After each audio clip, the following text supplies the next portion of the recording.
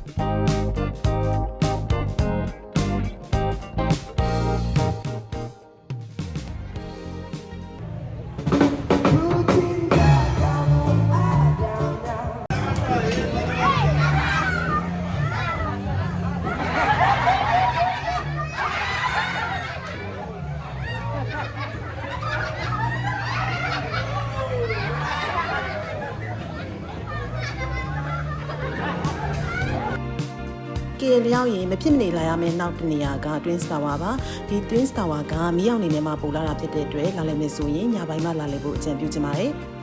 ဒီ Twins Tower က450မီတာမြင့်ပြီးတော့အထပ်ပေါင်း88တက်ရှိပါတယ်ကမ္ဘာပေါ်မှာအမြင့်ဆုံး Twins Tower ဖြစ်ပါတယ် Twins Tower လာကြည့်ရင် shopping experience ရချင်တဲ့သူတွေအနေနဲ့ Twins Tower အောက်မှာ Surya KLCC Mall ရှိပါတယ် brands တို့ဝယ်လို့ရနိုင်တဲ့နေရာတစ်ခုပါ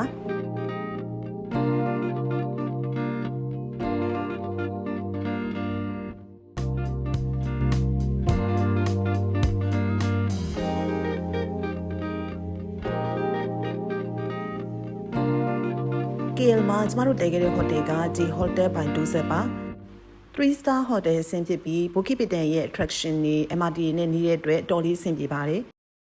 ဒီနေ့ UNESCO စီးရင်ဝင်မလက်ကာမြို့ကိုသွားလဲပါမယ် KL ကနေမလက်ကာကိုဘတ်ကားကားက30 ringgit ပဲကျပါတယ်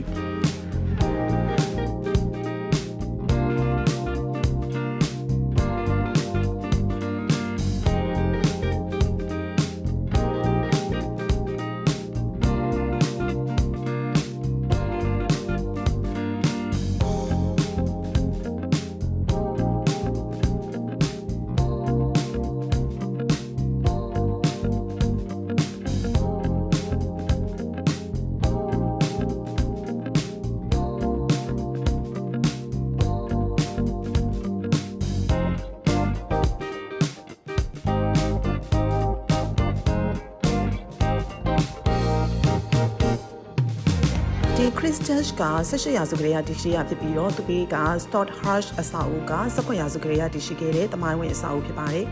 ဒီသင်္ဘောပုံမြူဇီယံကအိန္ဒိယသမုဒ္ဒရာထဲမှာညှို့ခဲ့တဲ့ပေါ်တူဂီလူမျိုးရဲ့သင်္ဘောပုံစံကိုယူပြီးတည်ဆောက်ထားတာဖြစ်ပါတယ်မလကာရောက်တော့လက်ဆောင်ပစ္စည်းတွေဝယ်ချင်နေဆိုရင်တော့ Joker Street လမ်းပေါ်မှာရှိတဲ့ဆန်ရှူကုန်းနဲ့လူလာလာလက်ဆောင်ပစ္စည်းဆိုင်ရှိပါတယ်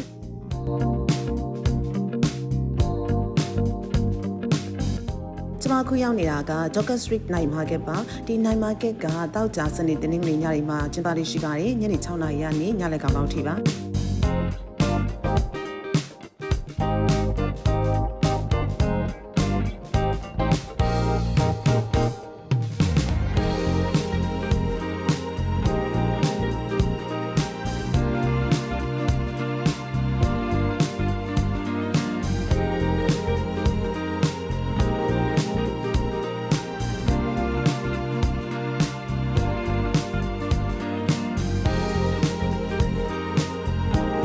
ဒီမလကာမျိုးလေးကအေးချမ်းပြီးတော့ရှေးဟောင်းသမိုင်းဝင်အဆောက်အဦရှိတဲ့မျိုးလေးဖြစ်ပါတယ်။ KL ကနေသွားမယ်ဆိုရင်2နာရီလောက်ပဲကြာပြီးတော့ကားက ringgit 30လောက်ပဲရှိပါတယ်။ ကုန်ကျစရိတ်လည်းတိတ်မများတဲ့အတွက်ဒီ UNESCO စီးဝင်မျိုးလေးကိုတွားလိုက်ဖို့အကြံပေးချင်ပါတယ်ကျမတို့ budget ချွေထားတဲ့အနေနဲ့ဒီခီးမတိုင်ခင်2လလောက်ခရေက flight ticket ဝယ်တယ် hotel booking လုပ်ပါတယ်ဟိုတယ်ရွေးချယ်တဲ့နေရာမှာလည်း3 star ဆင်းလောက်ကိုပဲရွေးပါတယ်ကျမတို့အခုတဲခဲ့တဲ့ hotel ဆိုလို့ရှိရင်3 star ဆင်းဆိုပေမဲ့အတော်လေးအဆင်ပြေတဲ့ hotel ပါ